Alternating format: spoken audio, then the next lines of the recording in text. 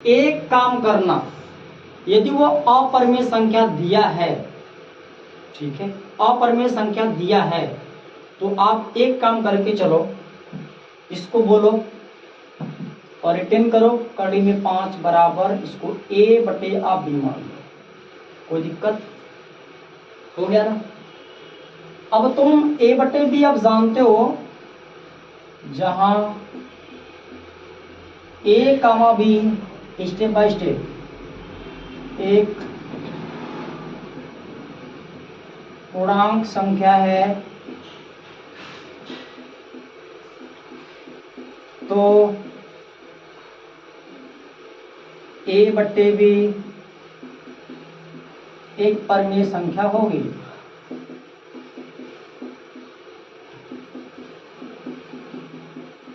ठीक है, जब आपके सामने a कामा b एक पूर्णांक संख्या है तो a बटे b क्या होगा?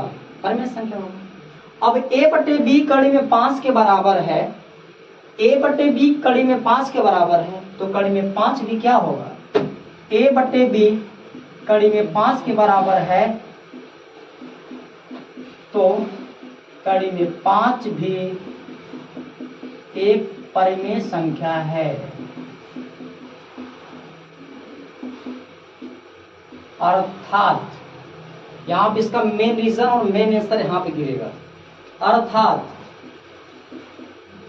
अर्थात करड़ी में 5 एक इस तथ्य का विरोधाभास करता है। ठीक है, अर्थात करड़ी में 5 यह एक इस तथ्य का विरोधाभास करता है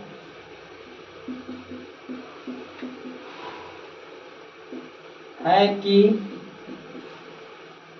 a बटा b एक परिमेय संख्या है,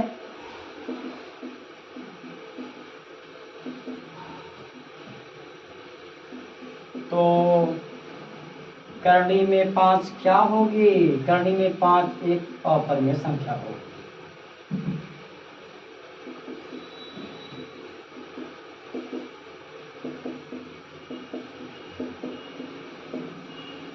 मैंने आपको साफ बोला कि देखो बेटा, कड़ी में 5 यह एक इस तथ्य का विरोधाभास करता है कि a बटे b तो परिमेय संख्या है, लेकिन विरोधाभास बोल रहा है, विरोधाभास कर रहा है।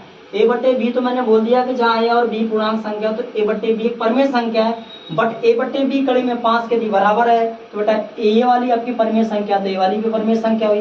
बट यह जो तथ्य है इसका विरोधाभास कर रहा है, मतलब इसको कह रहा है भैया ये सही नहीं है, इसलिए भैया a बटे b तो परिमेय संख्या है, लेकिन कड़ी में 5 क्या होगा?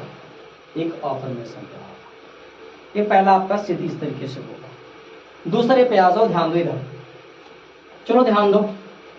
पहले ये आपका 3 प्लस 2 कड़ी में 5 है, इसको तुम a बटे b मान लो। अब इसको लिखो, a और b को लिखो, जहां a कामा b एक पूर्णांक संख्या है,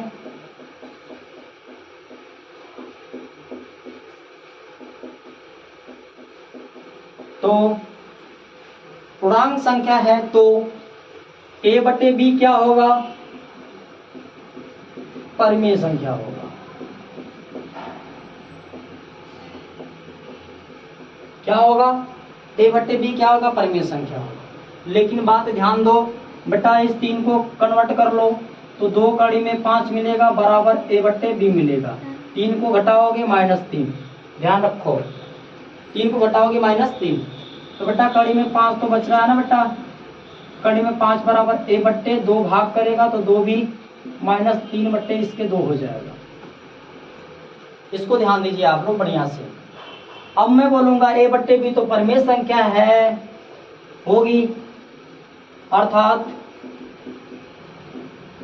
a बटे b परिमेय होने के साथ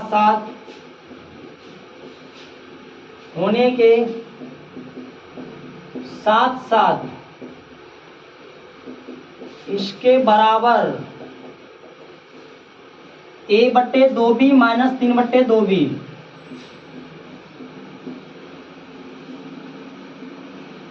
a/2b माइनस 3/2 एक परिमेय संख्या है।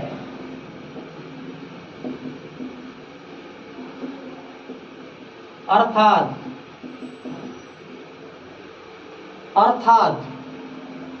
यह एक इस तथ्य का विरोधाभास करता है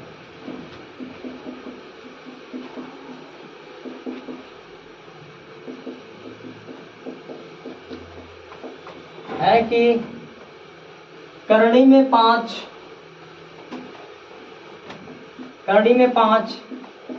एक अपरिमेय संख्या है।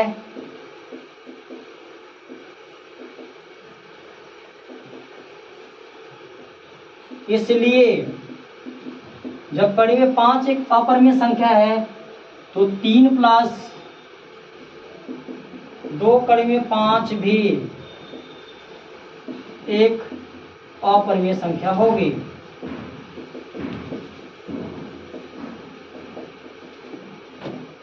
ध्यान दो, बस आपको चीजों को समझना है। स्टेटमेंट मैंने आपको सामने लिख दिया है। ये बात आपको हमेशा हर क्वेश्चन में लिखना पड़ेगा, जो कि अपरिमेय संख्या दिखाना होगा।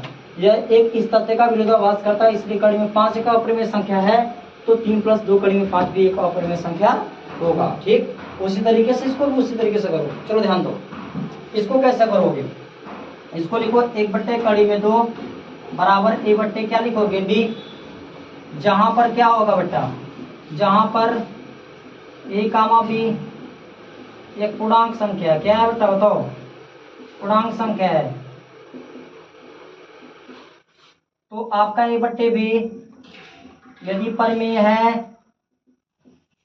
परिमेय संख्या है, तो 1/, कड़ी में 2 भी परिमेय संख्या होगी।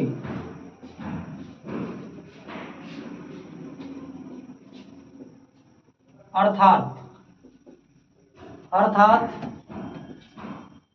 एक बात को ध्यान रखो, ठीक है बेटा, कि b को ट्रांसफर यहाँ करो 1 के साथ, तो b का b बनेगा। a को नीचे भेजूं a, और कड़ी में 2 को आगे भेज दूं। कड़ी में 2 को आगे भेज दूं तो क्या होने वाला है, ध्यान दो। b एक कम भी हो गया, 1 कम a नीचे आ गया, कड़ी में 2 यहाँ पे आ गया, गुणा भी क्रॉस मल्टीप्लाई।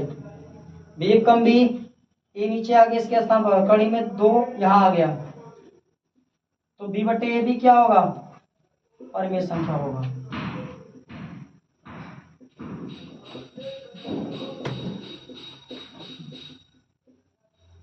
लेकिन बात यह है कि जब b/a परिमेय संख्या होगा तो ये भी परिमेय संख्या होगी।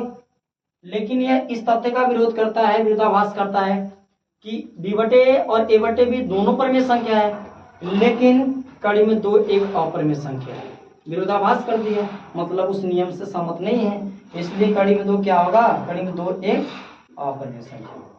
और जो आपके सामने 2 बच रहा है उसको आप करोगे और करके दिखाओगे मुझे।